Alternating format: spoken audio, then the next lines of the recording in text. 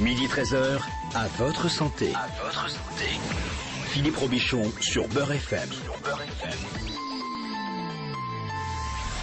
AVS, à votre santé, bonjour, bienvenue. On va profiter de l'absence du docteur de labo pour accueillir Steve Abdelkarim. Ça fait plaisir de vous retrouver, dis-donc. Eh ben, ça fait plaisir de même d'être à l'antenne et de pouvoir partager quelques conseils avec tout le monde. Bien, Steve Abdelkarim, vous êtes formateur en développement personnel, inventeur des méthodes à succès, booster d'intelligence et booster d'excellence. On a partagé avec vous pendant le mois du Ramadan, booster de Coran également. Qui a beaucoup plu, ouais, j'ai eu beaucoup de retours positifs. Bon, ça va. Vous avez les couleurs de l'espoir aujourd'hui. Le vert, voilà. On va parler de... Alors, j'ai pas compris ce que vous m'avez envoyé. Vous m'avez dit... On va parler aujourd'hui de l'ikigai. L'ikigai. Qu'est-ce que c'est que l'ikigai, Steve? Alors, quel est votre ikigai? C'est une question hyper importante que tout le monde doit se poser, ou pas. Voilà, s'ils veulent rester comme ça, ils restent comme ça, il n'y a pas de problème.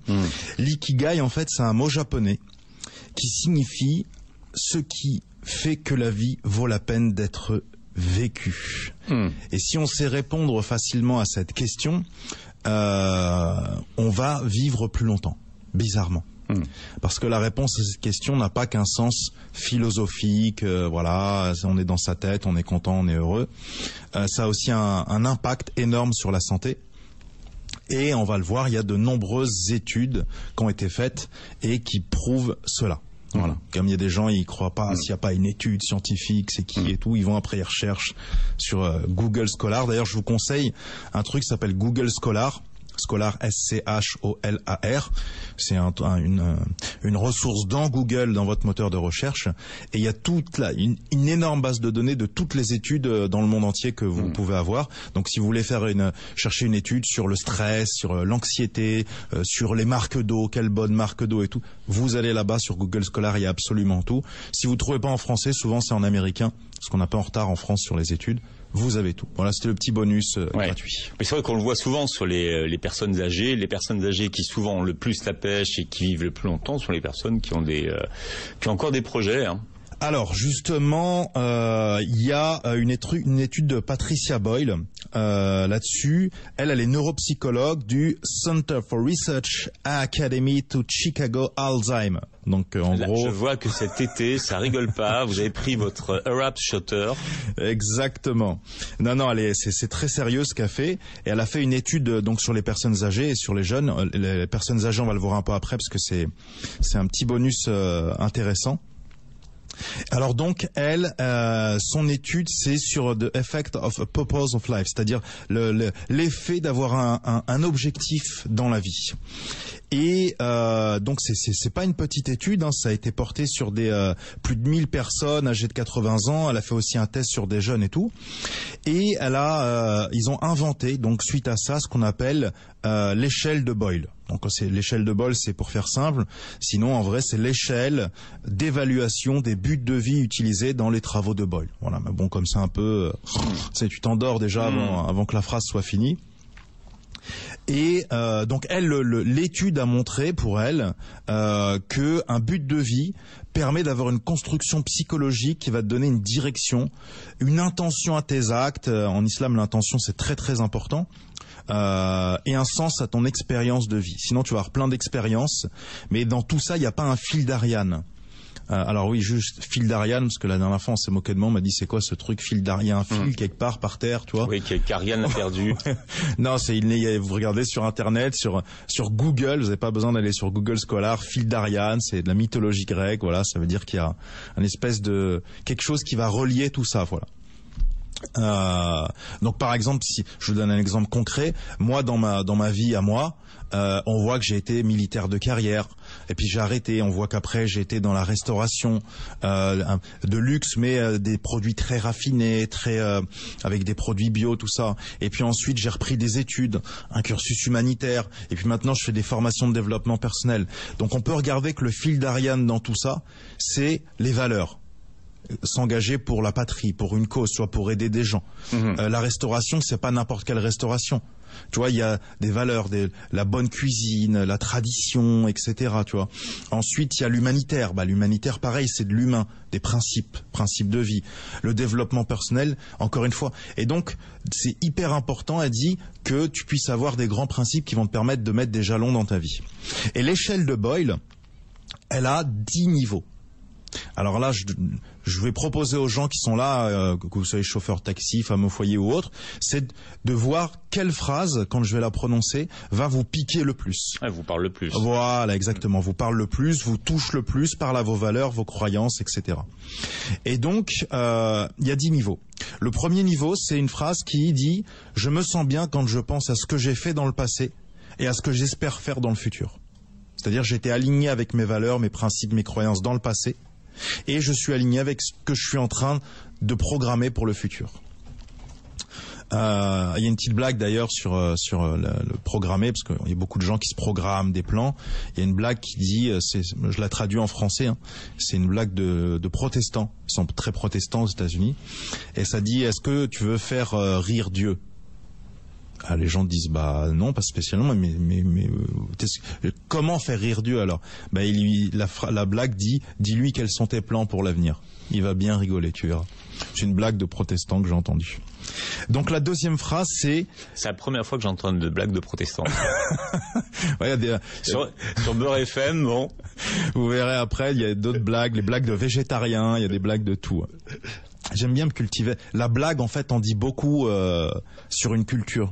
Et il y a un dicton en arabe qui dit, que j'ai appris en Égypte quand j'ai étudié, qui dit « Fi kulli dahika yujad haq ». C'est-à-dire, dans chaque blague, il y a toujours une part de vérité. Ah, toujours. Tu vois ? Ouais. Et j'aime beaucoup ça, tu vois. Surtout quand tu dis « mais non, je rigole ». Il y a toujours une part de vérité. Alors, donc le deuxième, c'est « je vis la vie au jour le jour sans vraiment penser au futur ». Là, on sent qu'il y a une coupure avec le passé. Et en fait, c'est ni bien ni mal. Hein. Il y a des gens en stratégie de motivation, dans notre émission, des gens qui sont programmés futur très long terme, d'autres qui sont pas du tout programmation futur très long terme, qui sont court terme ou moyen terme, pas plus, tu vois. Long terme, ils ont juste besoin d'avoir un mot, une valeur, quelque chose qui les guide, mais pas que ça soit trop précis. Si c'est trop calculé, il y a plus de goût du risque, tu vois. Trop prédictif. Voilà. Le troisième, c'est « je pense à me focaliser sur le présent, car le futur m'apporte bien souvent des problèmes ». Donc là, on a une espèce de crainte du futur. Tu vois, on crée de l'anxiété pour quelque chose qu'on ne connaît pas encore, ça se trouve, ce sera génial. Peut-être parfois, souvent, dans cette phrase-là, basée sur le passé. Comme ça m'est arrivé, ça risque de réarriver, donc bon, je fais mon quotidien. La quatrième, c'est « j'ai le sens d'une direction et d'un but dans la vie ». Donc là, on n'est pas encore aux gens qui savent ce qu'ils veulent faire, etc. C'est souvent la jeunesse ou des gens en repositionnement dans la vie. Mais ils sentent qu'ils ont quelque chose à l'intérieur d'eux qui vibre encore. Ils ont une légende personnelle, mais qu'ils n'ont pas encore découvert. Voilà. Et en stratégie de motivation, on voit que souvent les gens qui n'ont pas découvert, quand tu dis aux gens, mais qu'est-ce que tu veux faire dans la vie ? Dis, je sais pas, j'aimerais vraiment, mais j'ai pas trouvé. Et on voit qu'en fait, c'est pas un problème de motivation pour faire, c'est un problème de motivation pour trouver son objectif. Il y a un manque de motivation pour trouver un vrai objectif dans la vie. Tu vois, on va travailler. Est-ce qu'il n'y aurait pas un problème de motivation pour trouver ton objectif ? Donc ensuite, le cinquième, c'est « mes activités quotidiennes semblent banales et sans importance pour moi ».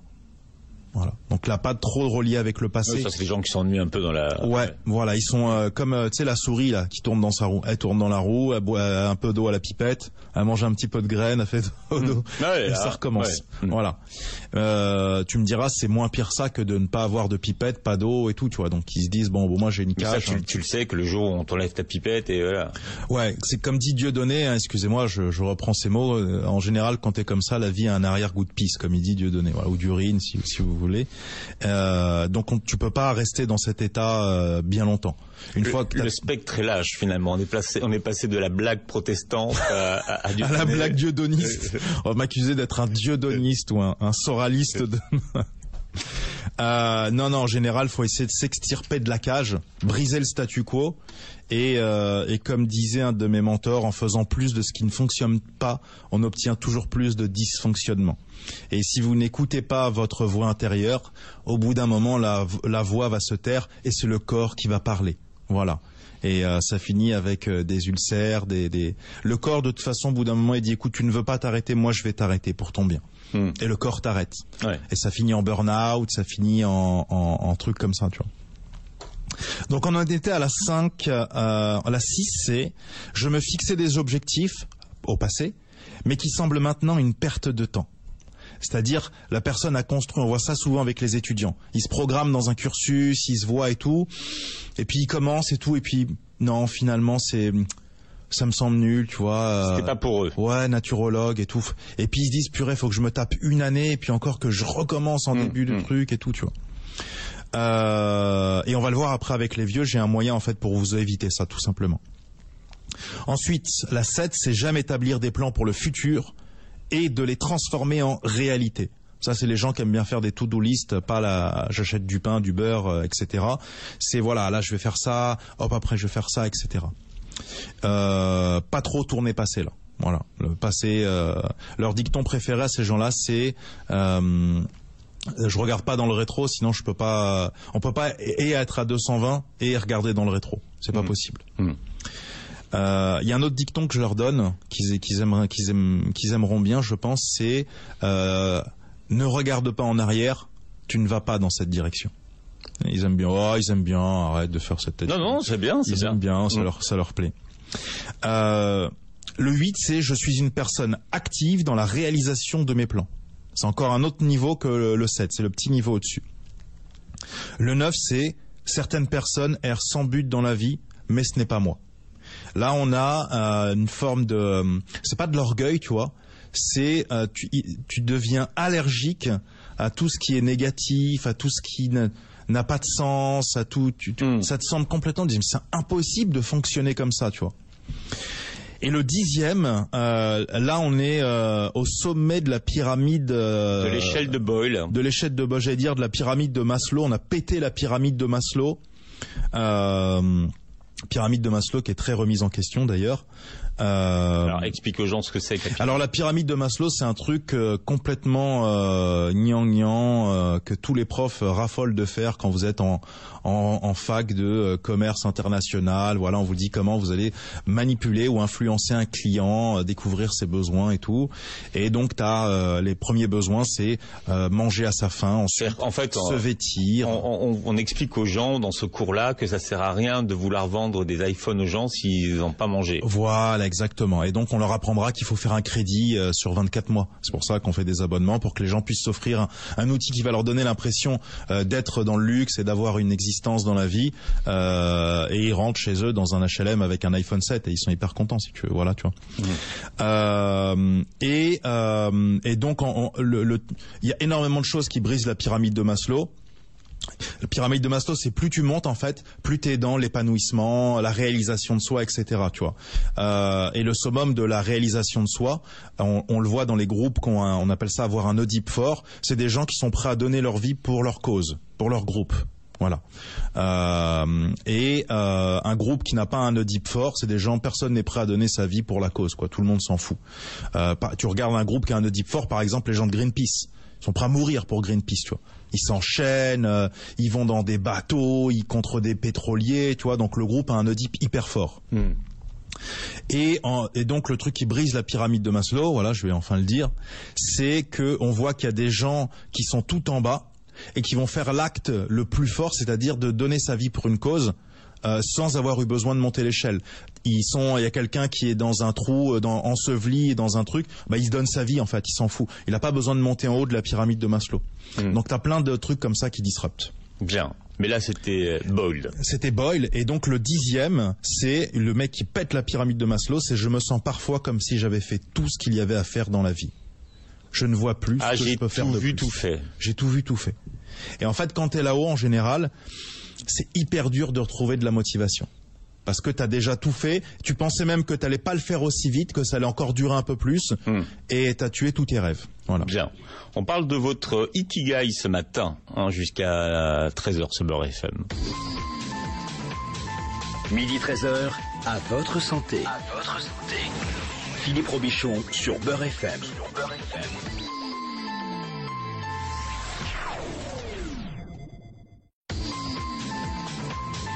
Midi 13h, à votre santé. À votre santé. Philippe Robichon sur Beurre FM. Ah ben, c'est à votre santé, Steve Abdelkarim est avec nous. Je rappelle que vous êtes formateur en développement personnel. Vous donnez des formations, Steve. Tout à fait, 2 formations par mois dans un cycle qui s'appelle le cycle Booster d'excellence, qui comprend 5 formations. Booster d'intelligence, booster de communication, booster de projet, booster de productivité, et la dernière, celle dont tous mes élèves raffolent, c'est booster de leader. D'accord. Avant ça s'appelait booster de leadership, mais comme personne comprend leadership, c'est quoi, à quoi ça sert. Booster de leader, c'est un peu clair. D'accord. Et donc, ça dure combien de temps une formation? Une formation, c'est une journée de 8 heures, et ensuite les gens, ils ont un e-learning pareil de 8 heures où ils peuvent s'entraîner, ils sont en contact avec le professeur constant. Voilà. Et puis après, je suis mes élèves pour les aider à exploser leur plafond de verre. Donc, si on veut venir vous voir, il faut s'inscrire. Tout à fait. Vous inscrivez sur le site. C'est sur candidature, par contre. Voilà. On veut voir la motivation des gens, etc. On n'a pas beaucoup d'élèves par année. On veut vraiment des gens gonflés à bloc. Et puis voilà. Rappelez l'adresse du site. Transformation.net. Voilà. C'est avec un S. Plusieurs transformations. Voilà. Transformations. Transformations à tous les niveaux. Voilà, comme booster d'intelligence au pluriel, parce qu'on a plusieurs intelligences, les intelligences multiples. Pierre, on parle de votre Ikigai. Ça part d'un mot japonais, Steve Abdelkarim, qui veut dire, en fait... le sens de la vie. Qu'est-ce qui fait que votre vie vaut la peine d'être vécue? Est-ce que vous connaissez votre Ikigai? Voilà. Bien. Alors, on a vu, vous nous avez posé 10 questions. Chacun d'entre nous s'est maintenant positionné sur une phrase qui nous parle le plus. Tout à fait. Et donc il va falloir, une fois que vous êtes dans cette phrase, vous voyez un petit peu le chemin qui vous reste à parcourir, ou les problématiques que ça pose. Si vous êtes coupé futur, coupé passé, trop présent, plus aucun objectif et tout. Et on va voir pourquoi maintenant, par rapport à où vous vous situez, c'est hyper important de vous fixer un objectif. Et ensuite, on va voir, je vais vous donner des astuces pour pouvoir l'accomplir correctement. Alors, pour Patricia Boyle, il y a des gens qui, les cerveaux gauches, aiment beaucoup les détails, avec combien de personnes, est-ce qu'on est sûr et tout. Donc, je donne juste un petit aperçu. Donc, elle et ses collègues, ils ont suivi pendant 5 ans 2 cohortes de 1238 personnes âgées qui vivaient de façon autonome à Chicago. Et ils ont regardé psychologie, cognitif, ils ont tout regardé. Et ils se sont aperçus, et ça a duré quand même 7 ans, si tu veux. Alors ils ont vu des choses qui sont incroyables. Par exemple, il y a une diminution de 2,4 fois le risque de développer une maladie d'Alzheimer. Il y a une diminution du développement de la déficience cognitive légère, c'est-à-dire des sens, la vision, l'audition, etc. Bref, ils ont vu plein de choses, un déclin de 30% du vieillissement des organes. Tout ça uniquement à cause des gens qui ont un but dans la vie. Et ils ont même vu des gens qui avaient des pathologies graves, donc des types cancer, sclérose en plaques, etc. Et c'est comme les gens avaient programmé un but, un objectif, donc on avait la maladie qui était là en interne, mais la pathologie ne se déclarait pas ou très peu en externe, tu vois, parce qu'ils se disaient non, je peux pas être malade, j'ai encore mon truc à faire. Et d'autres gens qui n'avaient pas de but avaient exactement le même niveau de maladie et pourtant ils étaient hyper malades, dans une chaise roulante, incapacitants et tout, tu vois. Et donc voilà. Et on a aussi une diminution de près de 50% du taux de mortalité, mais c'est énorme, tu vois. Et aussi, elle a remarqué ça, le sommeil et les fonctions physiques fonctionnaient mieux. Donc bien meilleure digestion, meilleur métabolisme suite aux coupures. Alors on les coupait pas pour voir si les vieux ils cicatrisaient mieux. Ouais. Non, voilà, il y a toujours des accidents de la vie. On prenait 2 personnes âgées égales avec très haut but et sans aucun but, et le degré de cicatrisation était bien meilleur. C'est-à-dire une beaucoup meilleure fabrication d'endorphines, sérotonine et tout. D'accord, mais ils sont âgés de combien, ces gens-là? Ah, c'est que des personnes âgées, c'était 70 ans, 60 ans, 80 ans, ils ont pris un panel comme ça. Voilà. Ouais. Voilà. Souvent des gens qui n'ont plus d'activité ou en fin d'activité, parce que c'est là qu'il n'y a plus de but dans la vie. Voilà. Et je vais donner une astuce après aux gens pour que justement ils puissent se redonner un but dans la vie s'ils ont âgé, ou donner un but à des personnes âgées. Parce que c'est ça le problème, en fait, quand on est âgé, on a une perte d'autonomie parce qu'on est encadré, souvent en maison de retraite ou autre, et on n'a plus aucune raison de vivre. Souvent les gens se disent j'attends la retraite, mais la retraite ça pose de nombreux problèmes psychologiques à de nombreuses personnes, parce qu'il n'y a plus de but si tu veux. Et pour elle, pour Boyle et pour beaucoup d'autres personnes, les personnes âgées, on s'aperçoit qu'ils veulent apporter une contribution au monde. Ils veulent se sentir appartenir à quelque chose qui va au-delà d'eux-mêmes. Ils veulent se sentir vivants, exister.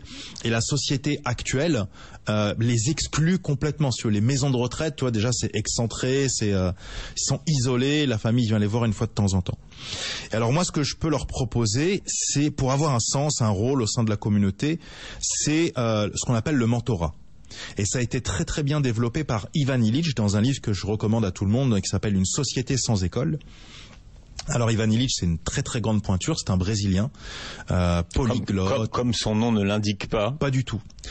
Polyglotte, voilà. Ça sent le russe quand même, votre histoire. Qui, Illich ? Oui. Non, il est pas russe. Non, c'est pour ça. Ah, d'accord. Ouais. Et donc dans une société sans école, il imagine, comme le nom l'indique, une société sans école. Pour lui, l'école c'est complètement caduque. Ça n'a pas été rénové depuis des années. Tous les systèmes de stratégie de mémorisation sont obsolètes. Et en fait, si les élèves, si tu veux, c'est comme les méthodes d'arabe. Au bout d'un moment, si tout le monde est démotivé, si personne n'arrive à apprendre, si les gens ne viennent plus au cours, c'est peut-être que c'est pas tout le monde qui est démotivé. C'est peut-être que c'est la méthode qui est pourrie. Tu vois.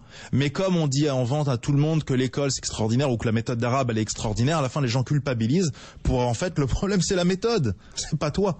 Tu vois, si c'est systémique que tout le monde abandonne et que ça n'intéresse personne et tout, aussi bien pour les adultes que pour les enfants, c'est que c'est la méthode qui a un problème, qui est pas motivante, qui est pas intéressante, ou les professeurs qui sont nuls. Voilà. Alors là, les mecs qui apprennent l'arabe, ils vont me haïr à la radio. Non, il faut faire. De toute façon, on sait que le professeur, c'est fondamental. Ouais. Puis les gars, je vous explique juste. Avant d'être professeur, c'est un métier professeur.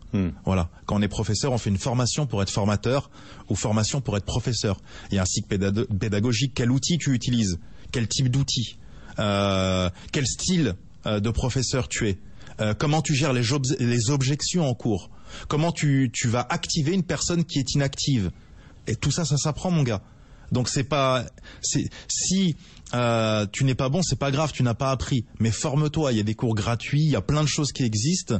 Et peut-être que tu penses rapprocher les gens de la langue arabe, du Coran, de ce que tu veux. En fait, tu éloignes les gens, tu vois. Donc voilà, c'est pas un message attribué à quelqu'un, c'était juste... Non, c'était juste la bête a poussé son cri. Exactement, le coup de... Qu'on appelle ça et qu'il est Jen, qu'il est le truc, Dr Hyde, machin là.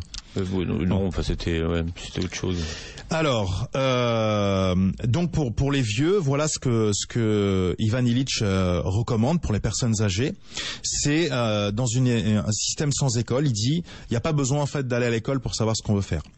Il faut emmener les enfants dans un maximum d'endroits où ils vont trouver du sens. Donc équitation, menuiserie et tout. Et dès que l'enfant a quelque chose que tu vois qu'il passionne, tu dis ok, on te met avec une personne âgée qu'on a répertoriée, qui lui a fait ce métier pendant toute sa vie.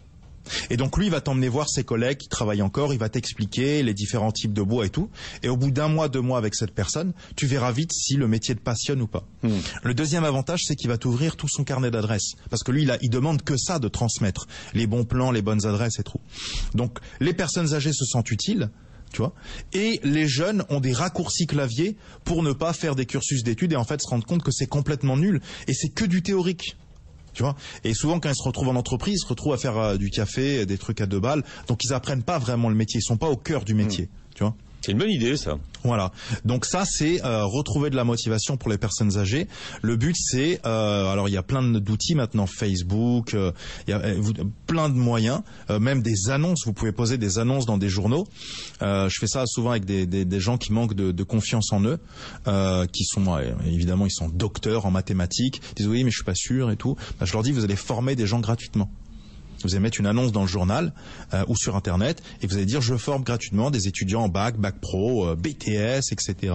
Et puis une fois qu'on vous aura répété 1 milliard de fois que vous êtes extraordinaire et que voilà, on a les yeux qui pétillent quand on voit vos équations et tout, bah, peut-être que vous prendrez confiance en vous. Et puis c'est gratuit, donc comme ça vous n'avez pas l'impression d'arnaquer les gens. Et donc pour les personnes âgées c'est pareil. Il y a plein de gens qui veulent profiter de votre savoir, de tout ça. Il suffit juste de déclarer votre flamme et que vous recherchez une personne qui veut faire la même chose. Alors ça c'était pour les personnes âgées. Maintenant nous, le reste de l'humanité. Comment on va faire ? Alors je vous ai préparé... Il y a deux types de gens. Il y a ceux qui ont quand même déjà un but dans la vie. Alors il y a ceux qui ont un but dans la vie. C'est comme ceux qui ont un but dans la vie. Moi je considère que c'est comme ceux que tu me dis qui mémorisent déjà très bien. Alors souvent ils mémorisent très bien, mais ils ne savent pas comment ils font. Donc souvent quand quelqu'un de nul vient les voir et leur dit « explique-moi comment faire », ils te diront « bah je sais pas, je mémorise, c'est tout quoi. Je suis bon, c'est tout, je suis comme ça. » Tu vois ? Parce qu'ils tant que tu n'as pas la maîtrise du processus, tu ne peux pas le transmettre. Tant que tu ne peux pas transmettre, tu ne contrôles pas. Tant que tu contrôles pas, tu n'es pas un expert. T'es pas capable d'expliquer ce que tu fais. T'es juste un bon vendeur. Mais t'es pas capable de former une armée de bons vendeurs comme toi. Et ça, c'est pas de l'expertise. Tu vois. L'expertise, c'est être capable de décortiquer son processus ou le processus d'un autre. Et ensuite, c'est pour ça qu'un professeur qui est un expert peut détecter pourquoi cet élève ça fonctionne pas avec lui. Peut-être qu'il est auditif et que toute la journée je répète tu vois. Bah, un auditif ne comprend pas. Tu lui coupes tout son canal. Il faut dire est-ce que vous entendez ? Qu'est-ce que vous entendez quand je dis ça vous ? Voilà. Ça vous parle ? Voilà. Alors je vous ai fait une liste de 5 choses qui sont tirées de ce qu'on appelle le Success Factor Modeling, qui a été inventé par Robert Dills, qui est une pointure de la PNL.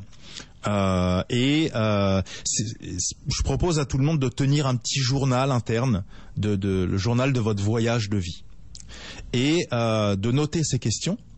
Donc je vais en dire plusieurs pour chacun des 5 points.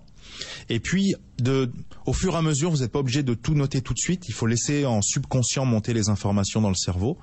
Et normalement, parfois, les informations vont jaillir comme ça. À un moment, vous aurez la réponse à la question, sans trop y réfléchir. D'accord. Donc d'un point de vue méthodologie, Steve, ce que vous nous proposez, c'est d'abord de noter les questions. Exactement. D'accord. On réfléchit et après on note. On réfléchit pas trop, justement. On laisse venir. Voilà, c'est la stratégie Archimède dont j'ai déjà parlé. Plus il réfléchissait, il trouvait pas en fait comment aider le roi à savoir si le trône était en or. Au moment où il a arrêté de réfléchir, le subconscient s'est mis en marche. Le conscient, c'est 7 infos par seconde. Le subconscient, c'est 13 millions d'infos à la seconde. Voilà. Et les génies utilisent le subconscient. Donc vous laissez ça en subconscient. Les bons plats se cuisinent à feu doux, pas au micro-ondes. Et ça va venir tout seul. Bon, alors on vous laisse le temps d'aller chercher un papier, un stylo, d'aller noter les questions. Et dans un instant, Steve Abdelkarim nous donnera ces fameuses questions. Midi 13h, à votre santé. À votre santé. Philippe Robichon sur Beurre FM.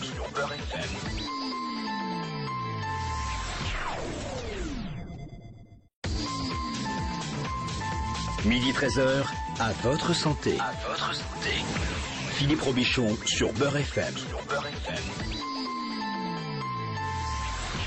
Allez, à votre santé. Jusqu'à 13h sur Beurre FM avec Steve Abdelkarim qui est là aujourd'hui avec nous, formateur en développement personnel et inventeur des fameuses méthodes boosters d'intelligence, boosters d'excellence. On parlera justement de ces formations que vous donnez pour booster ce qui a besoin d'être boosté chez nous, Steve. Exactement. Bien, on attend une liste de questions pour l'instant. Tout à fait. Alors, il y a 5 questions à se poser. La première, c'est donc je répète, basé sur le Success Factor Modeling de Robert Dills, c'est pas moi qui l'ai inventé celle-là, et qui va vous permettre de tenir votre journal de voyage quotidien et d'avoir 5 dimensions de vos buts dans la vie, d'accord ? Donc il y a la passion, la vision, la mission de vie, l'ambition et le rôle qui agissent tous dans quelque chose que les gens peuvent regarder sur Internet, ça s'appelle la pyramide de Dills. Voilà, c'est une pyramide qui est à l'intérieur de nous, nos valeurs, nos croyances, notre vision et tout. Alors, concernant le premier, votre passion, les questions à se poser, questions existentielles à se poser sont les suivantes. Qu'est-ce qui vous anime ? Qu'est-ce qui vous donne le sentiment d'être plus vivant, de vous sentir vivant ? Il y a des gens, ils ont besoin de faire des sports extrêmes pour se sentir vivant. Il y en a d'autres, ils ont besoin d'avoir des relations fortes pour se sentir vivant. Il y en a d'autres, ils ont besoin d'être seuls et de se recueillir face à des paysages. Voilà, chacun a quelque chose. Ensuite, toujours dans votre passion, si ça vous parle pas, quel est votre rêve?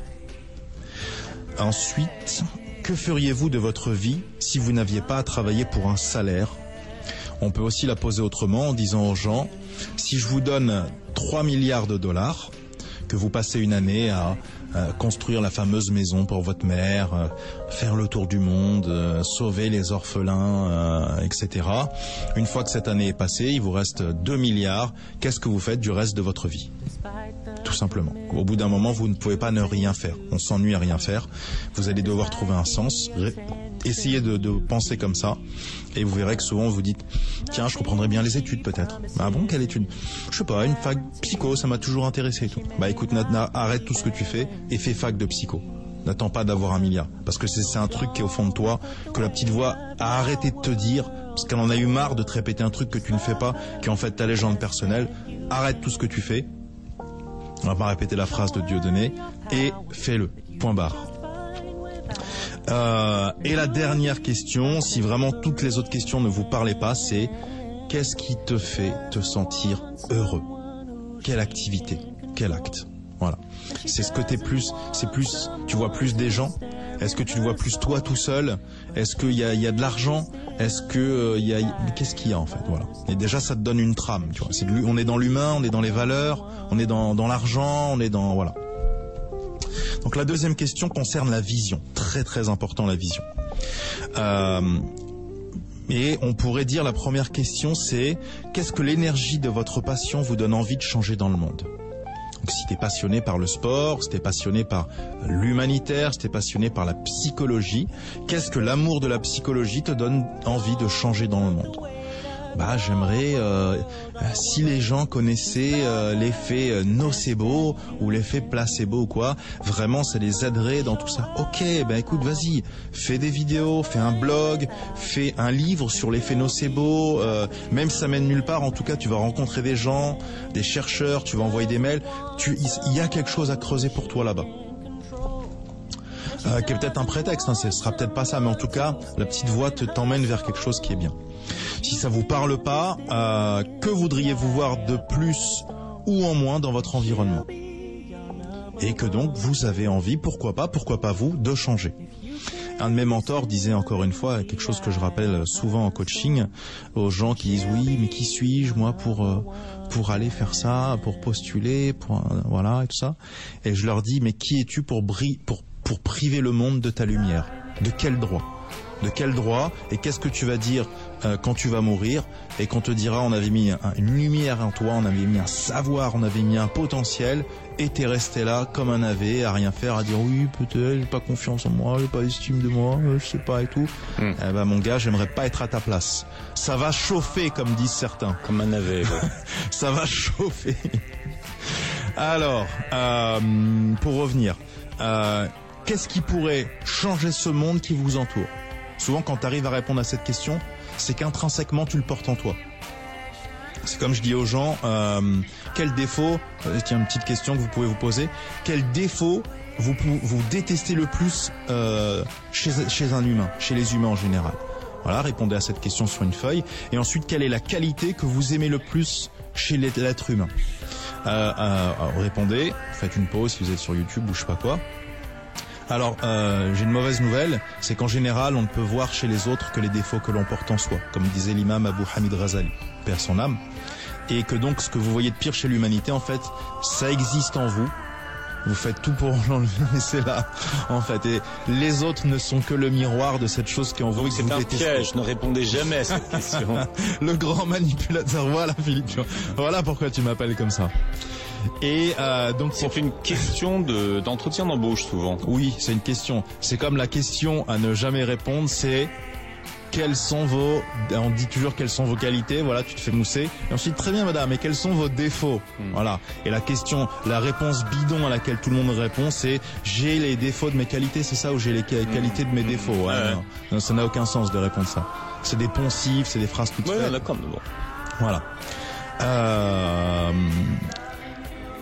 Alors oui, donc j'étais à de quoi auraient besoin ceux qui vous entourent pour être plus heureux et plus épanouis.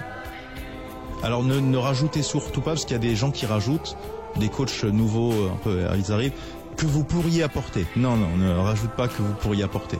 Là, tu vas être dans la confiance en soi, de l'estime. Juste, c'est quoi dont ils auraient besoin pour être plus heureux et plus épanoui. À partir du moment où tu arrives à l'identifier, c'est aussi que tu le portes en toi et que donc tu peux l'apporter aux autres. Mmh. Et si vous avez un problème de confiance en vous, estime de vous, faites-le gratuitement au début. Et voyez les retours, voyez les feedbacks, voyez ce que les gens en disent, etc. Donc voilà pour la vision. Ensuite, mission de vie, hyper important. Quelle peut être votre contribution unique, qu'elle soit mineure ou majeure, à la réalisation de votre vision? Certaines visions, j'aimerais que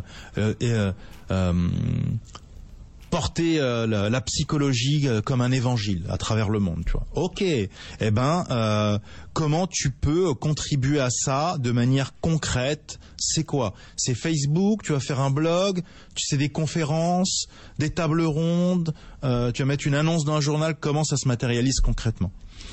Et il y en a, ils vont dire non, moi les réseaux sociaux, non, il faut que je sois dans l'humain. Ils vont dire non, voilà, il faut, tu vois. Et donc ça va déjà te donner une piste ensuite comment concrétiser ta vision. Si ça vous parle pas, quelle est la qualité spéciale que vous avez que vous pourriez mettre au service des autres? Voilà. Alors souvent on se dit ouais, c'est vrai que moi je suis très chaleureux, voilà, je suis assez jovial et tout. Ok, comment tu peux mettre ça au service de ta psychologie, de ton sport, de l'amour de la boxe, de ce que tu veux. Et voilà pour la mission de vie. Alors je rappelle que c'est hyper important de connaître son profil de personnalité. Nous on fait ça dans la formation communication, parce que si tu connais pas ton profil de personnalité, c'est un peu, si tu veux, comme si tu navigues à l'aveugle en fait. Connaître son profil de personnalité, savoir si on est cerveau gauche, cerveau droit, si on est plus dans émotion, si on est plus valeur, si on est plus croyance, si on est plus analyse ou si on est plus opinion, tu vois. Les gens pensent qu'opinion, analyse c'est pareil. Non, c'est pas pareil. Et donc ta manière de mémoriser tes cours, ta manière de vivre, ta manière de communiquer, tout est basé là-dessus. Donc un peu se connaître, c'est bien. Ensuite, les deux derniers, donc votre ambition, qu'est-ce que vous voulez obtenir d'important pour vous dans la vie? Et il faut pas se mentir quand on se dit cette question. C'est de l'argent que tu veux? Ok, il n'y a pas de problème. Dis le mot argent, marque-le. Tu veux combien? 1 million? Ok, marque 1 million. Faut assumer en fait son profil. C'est quoi? C'est aider l'autre? Ok, marque aider l'autre. C'est pas être fleur bleue, c'est pas avancer la fleur au fusil, c'est pas être gnang que aider l'autre. Tu vois, les prophètes aider l'autre. Personne va dire qu'un prophète c'est gnang, sauf un fou, tu vois. Donc voilà, il faut marquer qu'est-ce que vous voulez obtenir d'important dans la vie. Et il y a beaucoup de gens qui savent pas ce qu'ils veulent obtenir d'important dans la vie. Ils ferment les yeux en général, ils disent qu'est-ce que je voudrais faire d'important dans la vie. Qu'est-ce que je voudrais que les gens... Imaginez-vous, vous êtes mort, les gens sont à votre enterrement, ils parlent entre eux. Ils disent ah oui quand même, Philippe c'était quelqu'un de quoi? Qu'est-ce que tu voudrais entendre? C'était quelqu'un de bon? C'était un pro? C'était franchement il en a fait des choses. Ah il faut faire pour d'accord, ok, donc c'est faire. Il en a aidé des gens. Ah, ou qu'est-ce qu'il était intelligent, ou qu'est-ce qu'il nous... Bon, vous viendrez à mon enterrement, Abdelkarim, finalement. Je te dirai, voilà, on se reverra de l'autre côté, je te dirai ce qu'ils ont dit, quoi. C'est pas mal. Ouais. Et donc, une deuxième question, si ça vous parle pas, quel statut social, etc., ou revenu, ou titre vous voulez obtenir dans votre vie? Voilà. C'est quoi? Tu vas être champion du monde de la boxe ou champion d'Europe? Tu vas être avoir une plaque avec marqué docteur, untel. Qu'est-ce que tu veux en fait? Faut l'écrire. Voilà. Et le dernier, c'est votre rôle donc, votre rôle dans la vie. Quel genre de personne avez-vous besoin d'être pour réaliser au mieux votre ambition? Voilà. C'est un requin aux dents longues? C'est quelqu'un de gentil qui sourit tout le temps, un espèce de Ronald McDonald de l'humanitaire, de la psychologie ou quoi? Sans les cheveux rouges et le truc jaune, hein, voilà. Ronald McDonald normal, quoi. Ensuite, la question que vous pouvez vous poser aussi, c'est connaissant votre identité de rôle, c'est-à-dire vous êtes quoi? Psychologue, vous êtes coach sportif, vous êtes étudiant, vous êtes mère au foyer, parce que c'est un rôle, hein. De qui avez-vous besoin de vous rapprocher pour réaliser au mieux votre passion et votre mission? Voilà. Et donc vous pensez à quelqu'un qui incarne l'idéal de la femme au foyer pour vous. Alors c'est quoi l'idéal? C'est pour certaines femmes au foyer, c'est je sais plus, la meum, je sais plus, j'ai vu qu'il y avait un mot, genre là, tu sais, les femmes au foyer qui sont hyper actives, elles ont un boulot, tac, les gosses, elles sont jamais fatiguées, elles font des pompes le soir avant de dormir, elles lisent des livres, etc. Ou non, c'est la femme au foyer calme, tranquille, qui révise son Coran ou qui fait son truc, son petit truc. C'est quoi ton modèle en fait? Voilà, c'est qui ton modèle et qui l'incarne? Ça peut être dans une série, dans un feuilleton, dans un livre, et ensuite tu vas modéliser. Et si la personne existe, tu vas faire ce qu'on appelle du mentorat, tu vas la contacter, et tu vas lui poser plein de questions. Comment tu fais pour être hyperactif? Moi, je peux pas et tout. Comment tu fais pour faire ça? Ah d'accord, tu fais ça, ok, d'accord. Ok. Et là, comment tu fais pour gérer? Ah bah tiens, ouais, voilà et tout, voilà, ok, d'accord. Il y a un film qui vient de sortir là-dessus, qui s'appelait Bad Mom. Bad Mom, ok. Et elle est hyperactive et tout. Elles sont plusieurs. D'accord, ok. Mais elle craque évidemment parce qu'elle peut pas tout faire. Ouais, voilà, faut se calmer à un moment, tu vois. C'est compliqué. Tranquille, ouais. Femme au foyer, c'est un métier déjà. Donc voilà, je vous invite vraiment à répondre à toutes ces questions. Il faut écouter ce que dit votre tête, mais aussi votre cœur, vos tripes et vos 5 sens aussi. Voilà, les 5 sens sont là pour te guider. Et essayez d'identifier le fil d'Ariane. J'espère que vous avez regardé sur Wikipédia ce que ça voulait dire, l'espèce de fil rouge de vos réponses. Et essayez de regarder les similitudes et de détacher une grande qualité ou une grande valeur, comme j'expliquais par rapport à moi. Là, c'était les opinions, les valeurs, les croyances. Et puis voilà, je vous invite vraiment à poursuivre ce voyage vers votre légende personnelle, et parce que c'est un voyage qui mérite d'être vécu. Il est plein de découvertes, il vous apportera plein de cadeaux, et surtout, Philippe, des années de vie supplémentaires. Parce qu'on a vu qu'ils vivent plus longtemps et cicatrisent mieux et tout, c'est la classe. Tu vois. Donc c'est pas juste philosophique. Et voilà quoi, bon voyage, bonne santé, ou alors surtout si cette émission ne vous a pas parlé, etc., restez à tourner comme un hamster dans votre roue, buvez à la pipette, mangez vos croquettes, laissez le patron vous regarder à travers les vitres en verre, et surtout ne changez rien. En faisant plus de ce qui ne fonctionne pas, vous obtiendrez plus de dysfonctionnement. Ça, je vais la garder, celle-là. Ça, vraiment... Bien, on a appris un mot, en tout cas un mot japonais, ikigai. Ikigai, ce qui fait que la vie vaut la peine d'être vécue. Merci d'avoir été avec nous et à très bientôt, Steve Abdelkarim. Merci à vous, ikigai à tout le monde. Midi 13h, à votre santé. Philippe Robichon sur Beurre FM.